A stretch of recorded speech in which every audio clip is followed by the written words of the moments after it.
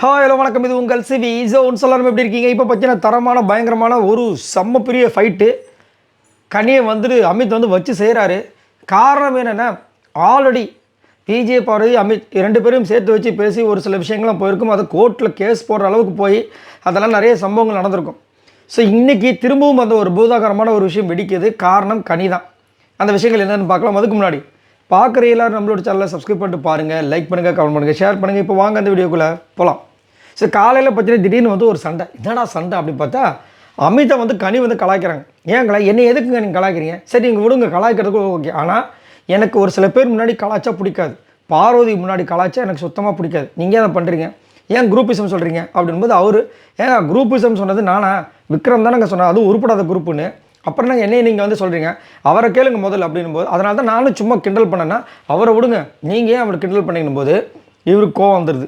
என்ன பண்ணேன்னா, அப்படியா அப்போ நீங்கள் கூட தான் என்னை கிண்டல் பண்ணிங்க, நான் உங்களை சும்மா நான் எதாவது கேட்டேன் உங்களை அப்படின்போது என்ன பண்ணேன்னா, ஆல்ரெடி வந்து எஃப்ஜே கிட்ட நான் சொல்லியிருக்கேன், இந்த டேட்டுன்ற விஷயத்தை வந்து பேச வேண்டாம், என்னையும் விஜய் பார்வதியும் கம்பேர் பண்ணி சேர்த்து வச்சு பேச வேண்டாம்னு அவர் பொலைட்டாக வந்துட்டு சாரி அப்படின்னு சொல்லிட்டு போனார்.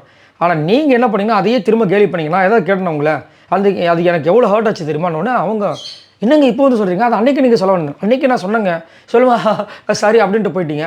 ஆனால் எஃப்ஜே எவ்வளோ தாழ்மையாக பேசினார், நீங்கள் அந்த மாதிரி பேசுகிறீங்க.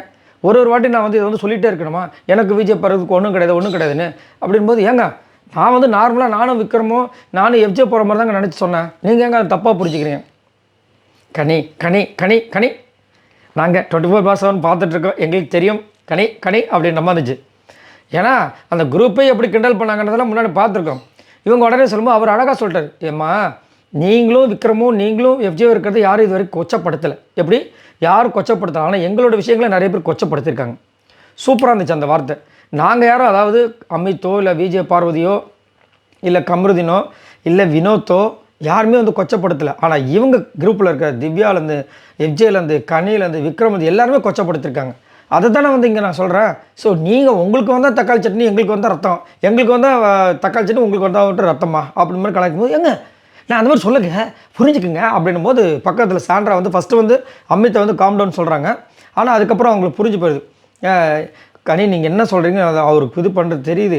ஆனால் அவர் என்ன சொல்ல வர்றாருன்னா, உங்களை வந்துட்டு யாரும் இது வரைக்கும் பண்ணல, ஆனால் இவர் ஆல்ரெடி வந்துட்டு இவருக்கு ஹர்ட்டான ஒரு விஷயத்தை வந்து திரும்ப திரும்ப பேசி அது அவருக்கு ரொம்ப மனசு அதில் பாதிச்சிருக்கு. அதனால தான் அதை சொல்கிறார். நீங்கள் அதை புரிஞ்சுக்கணும், அதை என்கிட்ட முதல்ல சொல்லிடுங்க. அவர் வந்து எங்களை ஸ்ட்ரிக்டாக சொல்லியிருக்கணும், நான் ஸ்ட்ரிக்டாக தான் சொன்னேன், நீங்கள் அதை ஸ்ட்ரிக்டாக எடுத்துக்கல, திரும்பவும் நீங்கள் எங்களை வந்து சொல்ல வேண்டியதானு கடி கேட்குறாங்க. நான் திரும்ப வந்து சொன்னால் நீங்கள் தான் மொக்கை பண்ணிட்டீங்கன்னா எத்தனை வாட்டிக்கு மொக்கை என்னை வந்து வாங்குறது அப்படின்றாரு. செம்ம சிரிப்பு எனக்கு. இதில் வந்துட்டு சாண்ட்ரா வந்தவொடனே திவ்யா உடனே கனிக்கு ஆதரவாக, ஏன்னா முதல் கனியும் இது திவ்யாவும் ஆதரவு தான் பெஸ்ட்டு. இப்போ ஆதரவு போனதுலேருந்து கனி கூட பயங்கர இதுவாகிட்டு இருக்காங்க. உடனே திவ்யா, ஏன் இதை தான் நேற்று பேசியாச்சுல்ல, இதுனா இப்போ வந்து பேசிகிட்டு இருக்காரு, அதை அப்போ நேற்று முதல்ல சொல்ல வேண்டியது தானே. அதுவும் வந்துட்டு அவர் ஒரு வார்த்தை வர சொன்னார், என்னென்னா இந்த ஆதரவுன்ற அப்புறம் இன்னொரு வார்த்தை சொன்னார், இது திரும்ப சர்க்குலேட் ஆகிட்டே இருக்குன்னு. உடனே அவங்க கனி சொல்லிட்டாங்க, ஆதரவா, நான் இப்போ வந்துட்டு விஜய் போகிறதுக்கு ஆதரவுன்னு சொன்னேன், நான் அந்த மாதிரி சொல்லவில்லை. அப்புறமா சாண்ட்ரா சொன்னாங்க, இல்லை இந்த பிக் பாஸ் வீட்டுக்குள்ளே இந்த ஒரு வார்த்தை, இவங்க அவங்கள ஆதரவு கொடுக்குறாங்க, இவங்களை ஆதரவு கொடுக்குறாங்க, அதை சொல்கிறாரு, மற்றபடி உங்களை தப்பானவங்கன்னு சொல்லிட்டு அவங்க விளக்கு சொல்லி நடுவில் அப்பப்போ வந்துட்டு திவ்யா ஒரு பாலை போட்டு போகிறாங்க, டங் கனி அதெல்லாம் நம்ம எப்படி, நீங்கள் பேசுங்க கனி அப்படின்ட்டு. நல்லா சூப்பராக பண்ணுறீங்க திவ்யா, ட்ரிகர் திவ்யான்னு நல்ல பேர் வச்சுருக்காங்க நம்ம இருந்துச்சு. ஆக மொத்தத்தில் ஆனால் நல்ல நோஸ் கட்டு கனிக்கு. ஏன்னா கனி இந்த வேலையை எக்கச்சக்கமாக பண்ணியிருக்காங்க. அதுவும் வந்து அப்படியே சிரிச்சுக்கிட்டே போயிடுவாங்க. அவங்க சொன்னால் அதை ஜோக் எடுத்துக்கணும். இதே நம்ம வந்துட்டு இப்போ இன்றைக்கி வந்துட்டு சண்டையே பார்த்தீங்கன்னா, இவர் நார்மலாக அவங்க காமெடி பண்ணுற மாதிரி காமெடி பண்ணிட்டார். அதை வந்து விஜய் பார்வதி முன்னாடி சொன்னதுனால அவங்களுக்கு பிடிக்கலையா? என்னடா இது, நீங்கள் எத்தனை பேர் முன்னாடி வந்துட்டு எல்லோரும் கலாய்க்கிறீங்க, அப்போல்லாம் வந்து யாராவது இவங்க முன்னாடி சொல்லாதீங்க அவங்க முன்னாடி சொல்லாதீங்கன்னு சொன்னாங்களா என்ன? செமையாக இருந்துச்சு. சரி, இதை பற்றி உங்களோட கருத்துக்களை சொல்லுங்கள். பாய் நண்பர்களே.